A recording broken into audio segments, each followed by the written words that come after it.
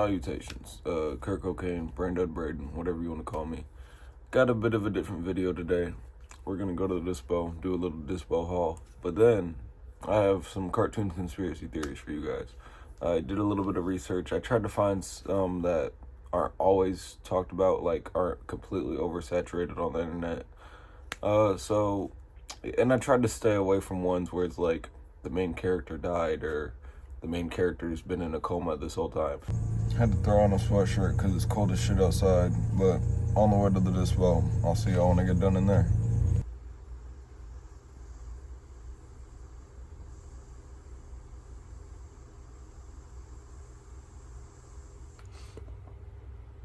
Alright, as you can see, I'm back from the Dispo. I got that little disposable you just seen, and then I got some bud. We have to take a rip out the bong, and then we'll get into some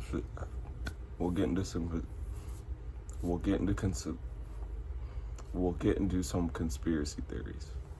I want to get a bunch of people to send voice memos of them saying, "Hit that bong." You know how they used to do that, like move that bus, but like you get the idea behind that.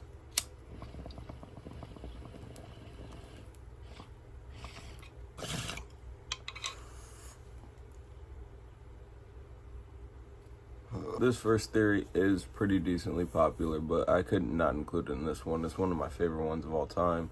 It's Adventure Time and The Misadventures of Flapjack being in the same universe. The people who started this theory think Chowder's little town, Stormalong Harbor, was made very shortly after the Great Mushroom War and Adventure Time. And that's why you see all those shipwrecks and shit like that in Stormalong Harbor. It would also make sense that Flapjack and Finn never see each other because Finn's terrified of the water. Flapjack lives in the middle of the fucking ocean. It's such an odd place for a town. How many people do you think have fallen off that dock and died? There's got to be so many mysterious deaths at Stormalong Harbor.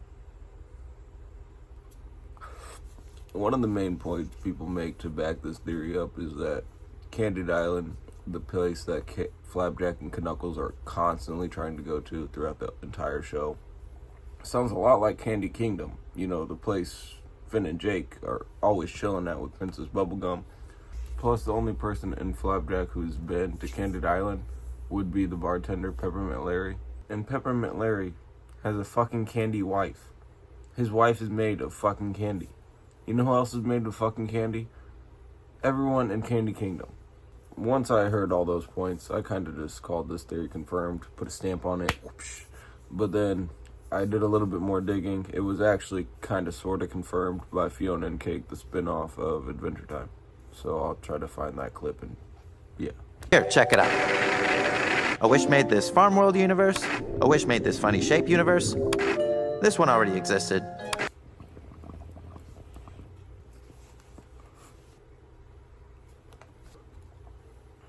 God damn it. Alright, theory number 2.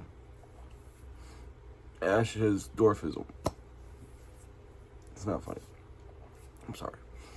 But Ash has dwarfism. Instead of Ash being in a coma, being the reason why he looks like he never ages, he just has a rare form of dwarfism. I like that more than the coma one, because, yeah, why does everybody always have to be in a coma in cartoon conspiracy theories? It's weird. Theory number 3 is a bit longer one, since theory number 2 was short. Theory number 3 isn't as much about a cartoon as it is about a cartoon character, because it's about a 1989 comic that was released for Halloween for Garfield.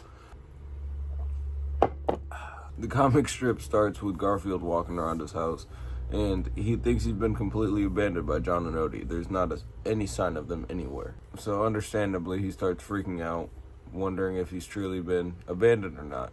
Paces the house a bit more, and then he stops and kind of just looks down, looks up, and he says, "I don't want to be alone." That's when, why did I almost start to cry? I really felt that. Jesus Christ. Sorry, I had to go let that out, cry in the corner for a second. But after Garfield admits he doesn't want to be alone anymore, that's when John and Odie, they reappear.